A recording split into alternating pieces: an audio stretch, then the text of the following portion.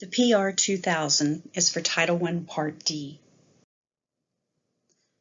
LEAs will complete this schedule for their Part D Subpart 2 program. 2 state agencies receive funds under Subpart 1.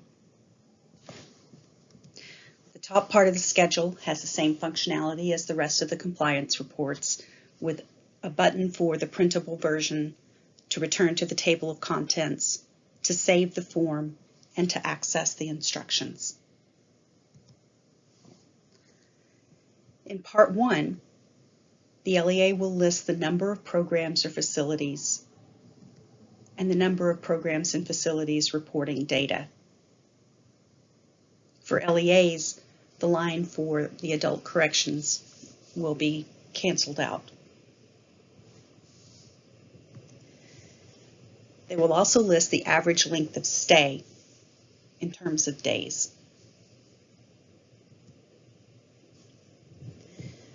If for any reason the number of programs and facilities doesn't equal the number of programs and facilities reporting data, the LEA will be asked to explain why not.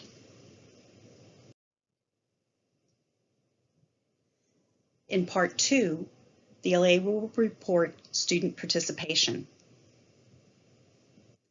In terms of long-term students served, this is the number of students who've been in the facility or program for at least 90 consecutive days.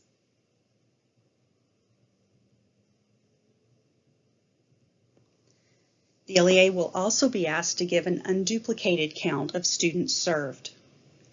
If a student comes in and out of the program more than once, the student would still only be counted once in the unduplicated student count.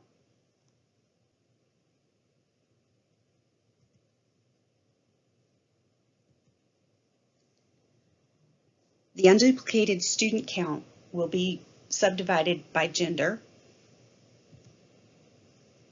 and the totals for gender, age, and ethnicity must match the total for unduplicated students served.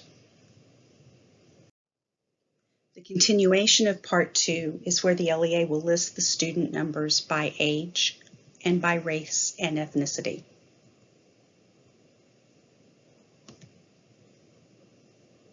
Again, the numbers for the totals of each of these groups must match the total number of unduplicated students. Part 3 is asking about academic and vocational outcomes. Number 1 is asking for the number of students who enrolled in their local school district within 90 calendar days of exit. Number 2 and 3 are asking about the number of students who earned a high school equivalency or a high school diploma either in the facility or within 90 days after exit for each type of program. Number 4 through 8 are asking for the number of students who earned high school course credits, enrolled in a high school equivalency program, were accepted and or enrolled in a post-secondary education, enrolled in job training courses, or obtained employment, either while in the facility or within 90 days of exit for each type of program. Part 4 is asking for academic performance of long-term students in reading. The first question is about the number of long-term students who tested below grade level upon entry. The second line is for the number of long-term students with incomplete pre- and post-test information.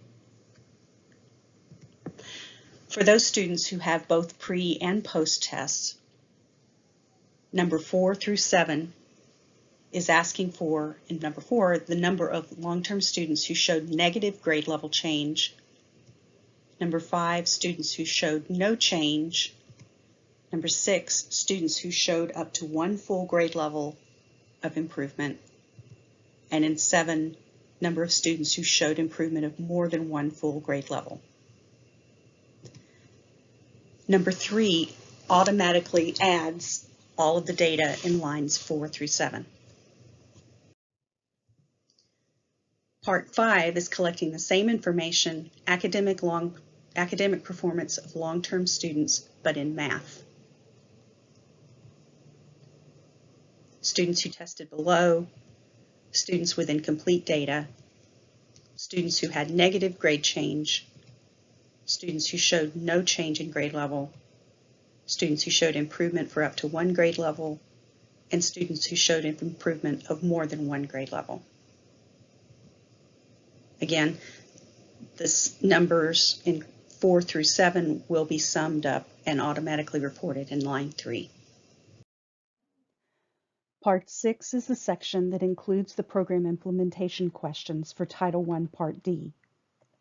As you can see, this section has been grayed out for the 2020-2021 compliance report, but we do expect to have the questions back in the compliance report for the 2021-2022 school year.